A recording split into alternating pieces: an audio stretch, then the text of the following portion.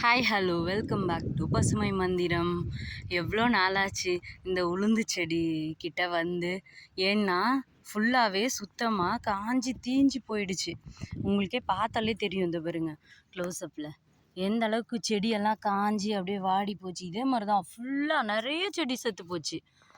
நிறைய இப்போ வந்து கொஞ்சமாக அங்கங்கே கொஞ்சம் கொஞ்சம் உயிரோடு இருந்துச்சு இல்லைங்களா, அந்த செடி மட்டும்தான் இப்போதைக்கு பச்சை இருக்குது.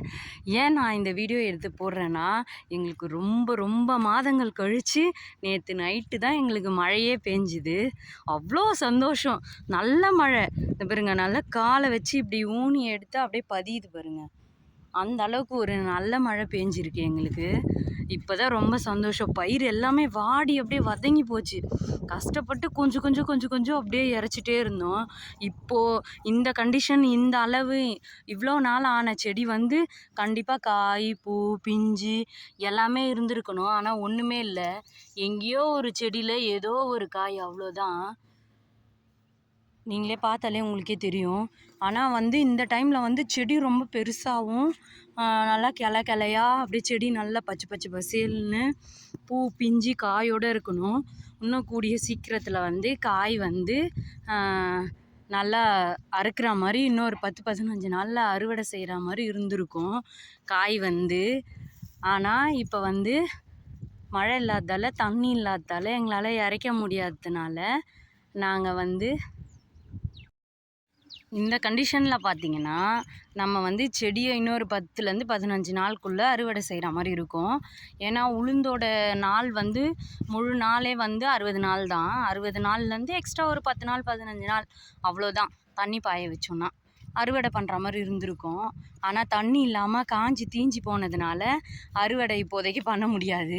இதில் ஏதாவது இந்த மழை பெஞ்சுது இல்லைங்களா, இதில் ஏதாவது 1-2 காயோ பூவோ எடுத்து காய் காய்ச்சாதான் அதுக்கப்புறம் நம்ம அறுவடையே பண்ண முடியும்.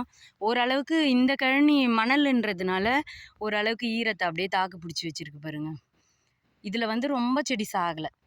ஓரளவுக்கு ஒரு ஒரு கிட்டத்தட்ட ஒரு 80% அளவுக்கு செடி இதில் இருக்குது.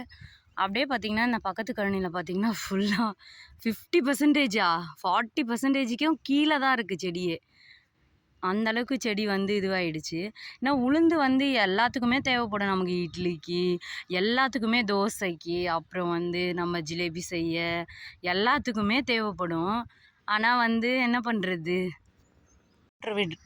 நம்ம மோட்ரு விடுறப்பெல்லாம் இந்த பழுப்பு வழியாக கொஞ்சம் கொஞ்சம் தண்ணி லீக்கேஜ் ஆகும். அதில் வந்து அந்த தண்ணி ஊறினது தான் வந்து இங்கே பாருங்கள் எவ்வளோ பச்சை பச்சைன்னு 1-2 காயோட அப்படியே பூ பிஞ்சோட இந்த கொஞ்சம் செடி மட்டும் அழகாக இருக்கும். ஏன்னா இந்த ஈரம், ரெண்டாவது வந்து நிழல் வேறு, நம்ம மரத்தோட நிழல் வேறு இருக்குது இங்கே. அதனால இங்கே மட்டும் நல்லாயிருக்கும். இந்த அளவுக்கு இருந்திருந்தா எவ்வளோ சந்தோஷமாக இருந்திருக்கும். கண்டிப்பாக இந்த தடவை எப்படின்னு தெரில. லாஸ்ட் டைம் நாங்கள் சேல்ஸ் பண்ணுறப்ப வந்து கிலோ வந்து கருப்பு உளுந்து வந்து 60 ரூபான்னு தான் சேல் பண்ணோம். அதுக்கப்புறம் கிட்டத்தட்ட ஒரு 2-3 வருஷமாக வந்து வீட்டுக்கே பற்ற மாட்டேங்குது உளுந்து. அந்த அளவுக்கு காய் சரியாக பிடிக்க மாட்டேங்குது, காய்க்க மாட்டேங்குது. போன தடவை 30 கிலோ உளுந்துக்கு கிட்ட மட்டும் நாங்கள் எடுத்தோம்.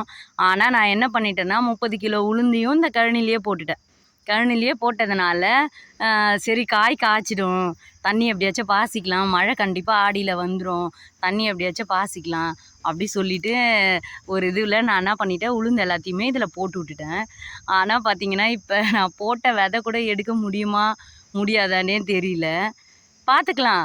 விவசாயத்தில் வந்து நஷ்டமும் லாபமும் வர்றது சகஜம் தானே. லாபம் வரப்போ ஏற்றுக்கிற நம்ம, நஷ்டம் வரப்பையும் ஏற்றுக்கணும் இல்லையா. நம்ம மேலே எந்த குறையும் இல்லை. இயற்கை வந்து மழை கொடுத்துருந்துச்சுன்னா கண்டிப்பாக வந்து இந்த லாஸ் வந்திருக்காது. எந்த வருஷமும் இந்த மாதிரி காஞ்சதே இல்லை. இந்த வட தமிழக கடலோர மாவட்டம் வந்து ஒரு கிட்டத்தட்ட ஒரு 30-லேருந்து ஒரு 40 கிராமம் வந்து ரொம்பவே காஞ்சி போச்சு. நிறைய பேர் பயிர் விட்டுட்டாங்க. எங்கேயாச்சும் கொஞ்சம் பார்க்க பச்சை பச்சைன்னு வச்சுருக்கோமே, நிறைய இடத்துல வந்து பயிரே இல்லை, அப்படியே வைக்க கலரில் தீஞ்சு போச்சு. ஆமாம், இங்கே எவ்வளோ பரவாயில்ல, இந்த அளவுக்காச்சும் டெய்லியும் பழுப்பு அது இதுன்னு தூக்கி போட்டு இறச்சிக்கின்னு ரொம்பவே கஷ்டப்பட்டோம். நெல் பயிருக்கு இறைக்கிறதுனால தான் தண்ணி பத்தலை உளுந்து செடிக்கு. ஆமாம், தினசரி வாழ்க்கையில் நம்ம வந்து உளுந்து கண்டிப்பாக உடம்புக்கு சேர்த்தே ஆகணும். ஏன்னா அதில் வந்து இரும்பு சத்து, நார் சத்து, புரதச்சத்துன்னு எக்கச்சக்க வகையான சத்துக்கள் வந்து நிறைஞ்சிருக்கு உளுந்தில். முக்கியமாக வந்து முதுகெலும்புக்கு ரொம்ப ரொம்ப நல்லது. குழந்தைங்களுக்கெல்லாம் கூட தினசரி கொடுத்தே ஆகணும்.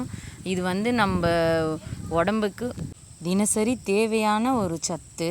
டெய்லி எடுத்துக்கோங்க. ஓகே ஃப்ரெண்ட்ஸ், என்னோடய வீடியோ பிடிச்சிருந்துச்சின்னா லைக் பண்ணுங்கள், ஷேர் பண்ணுங்கள், சப்ஸ்கிரைப் பண்ணுங்கள், மறக்காமல் கமெண்ட் பண்ணுங்கள் எங்களோட விவசாயம் எப்படி இருக்குன்னு. கண்டிப்பாக நெக்ஸ்ட் வீடியோவில் அவங்க எல்லாரையும் பார்க்கலாம். ஓகே, பாய்.